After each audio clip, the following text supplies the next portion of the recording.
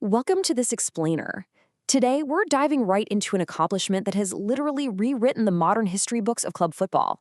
We're talking about the ultimate feat of endurance, tactical genius, and sheer willpower on the pitch, the Continental Treble. For decades, it stood as the absolute highest peak a football club can climb. It's so rare that most fans never even get to see their team attempt it, let alone actually pull it off. But to really grasp what it takes to reach this summit, we've got to look at the club that just recently planted their flag at the very top. 5-0. Just let that sink in for a second. That is the sheer scale of dominance we're talking about here. That was Paris Saint-Germain's historic margin of victory over Inter Milan in the 2025 Champions League final in Munich. Now, in a match where the stakes are traditionally so incredibly high that teams play entirely just to not lose, PSG came out swinging.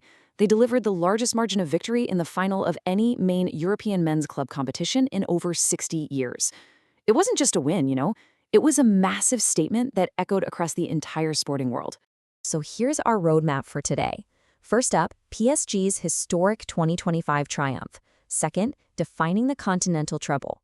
Third, pioneers of the treble. Fourth, dramatic finishes and global greats. And finally, the elite treble managers. All right, Section 1, PSG's historic 2025 triumph, breaking records. Let's head over to Munich on May 31st, 2025, and see how PSG cemented their legacy. Going into this match, the tension was absolutely palpable. PSG had previously assembled some of the most expensive squads in history. Teams featuring Messi, Neymar, Mbappé, but the ultimate prize had always somehow slipped right through their fingers. This 2025 squad, though, totally different. It was built on collective brilliance rather than just relying on individual stardom. And when you break down the numbers, PSG didn't just win. They absolutely steamrolled Inter Milan. We're talking 23 total shots to Inter's mere 8, and controlling nearly 60% of the possession. From the 12th minute, when Achraf Hakimi opened the scoring, to 19-year-old Desiré Doué netting a brilliant brace and claiming man of the match, right down to Kvicha Kvaratskhelia and Seni Mayulu finishing off the rout.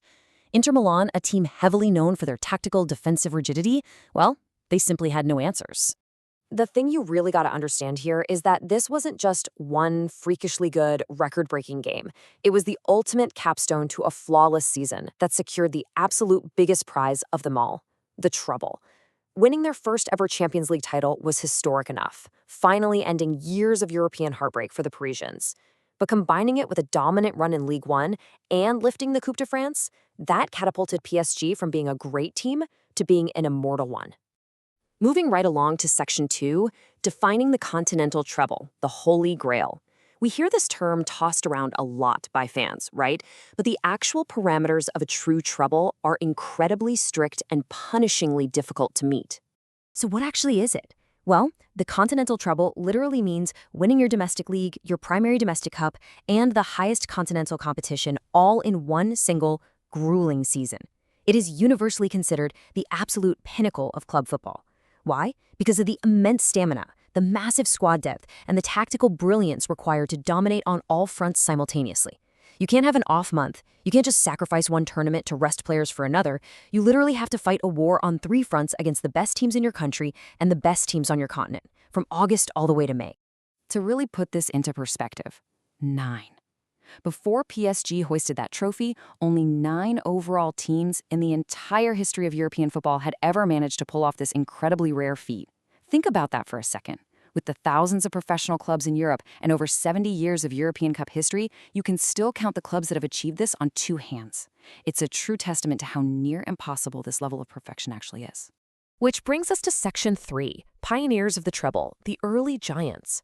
Let's rewind a bit and look at the absolute trailblazers who first proved that this level of perfection was even possible. Before the modern era of mega squads and endless financial resources, these early giants laid the blueprint for footballing immortality. Mapping out the early history, Celtic kicked the door wide open back in 1967. Then you had the iconic total football of Ajax in 72 and a wildly unexpected run by PSV Eindhoven in 88. Celtic actually won a quintuple that year. They won every single competition they entered and scored a world record 196 goals. Ajax, led by the legendary Johan Cruyff, lost just 1 league game all season. And PSV? They managed to win their European Cup despite not winning a single match in regular time after the second round. They relied on away goals and penalty shootouts, which goes to show that sometimes a treble requires a little bit of luck alongside immense defensive grit. But you know what's truly mind-blowing about that inaugural Celtic treble? That world-conquering team was made up entirely of local talent. It adds such a deeply personal touch to the history books. Every single player who stepped onto the pitch in Lisbon to defeat Inter Milan 2-1 was born within a 30-mile radius of their home stadium. In today's era of massive global scouting networks, that is a stat we are absolutely never going to see replicated by a major European club again. They weren't just playing for a club, they were literally playing for their neighborhood. And the manager of those legendary Lisbon Lions, Jacques Stein, he totally nailed the vibe of the treble. He emphasized that style and artistry were just as vital as the actual trophies. He famously said he wanted his team to play pure, beautiful, inventive football without a single negative thought in their heads. And that specific ethos, that a truly great team must not only win, but actually entertain and inspire, has become a hallmark of almost every single treble-winning side since. All right, on to Section 4, dramatic finishes and global greats. Because as the decades went on, securing a treble wasn't always a smooth ride. It often came down to unbelievable, heart-stopping drama, and it extended way beyond the borders of Europe.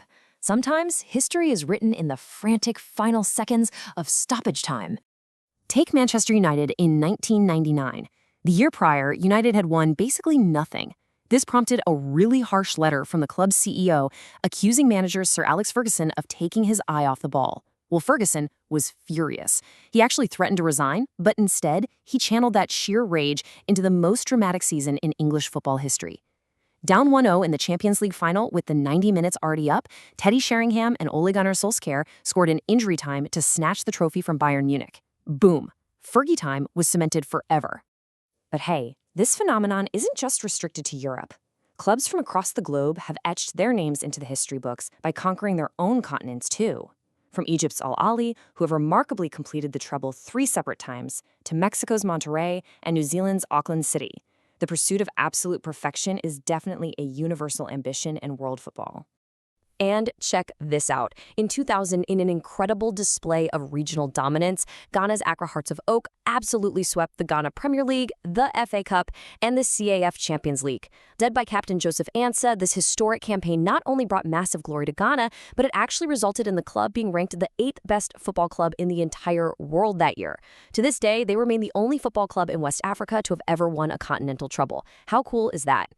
Finally, Section 5. The elite treble managers, masterminds. We've talked a lot about the clubs, but we absolutely have to highlight the rare breed of managers capable of actually orchestrating these highly complex season-long campaigns. A manager has to balance massive egos, manage physical fatigue, constantly adapt tactics, and somehow maintain an impossibly high psychological standard for 10 straight months. When you look at the masterminds behind these teams, it's astonishing that Pep Guardiola and Luis Enrique stand entirely alone as the only 2 managers to ever win the Continental treble multiple times with entirely different clubs. Guardiola did it first with his revolutionary 2009 Barcelona squad, then again with Manchester City 14 years later. And Luis Enrique matched that incredible feat. He did it with Barcelona's legendary Messi, Neymar, Suarez trio in 2015, and now he brought that exact same tactical mastery to Paris Saint-Germain in 2025. It just goes to show you that while players execute on the pitch, a treble requires a true generational visionary on the touchline. So, that leaves us with one fascinating final thought. Considering the near impossible stamina and absolute tactical perfection required, which manager and which club will rise up to conquer the football world next? We've just seen PSG break records and completely rewrite their history, proving that the pursuit of the treble is still very much alive and well. Will it be another European giant? Or will a brand new challenger from across the globe step up and shock us all?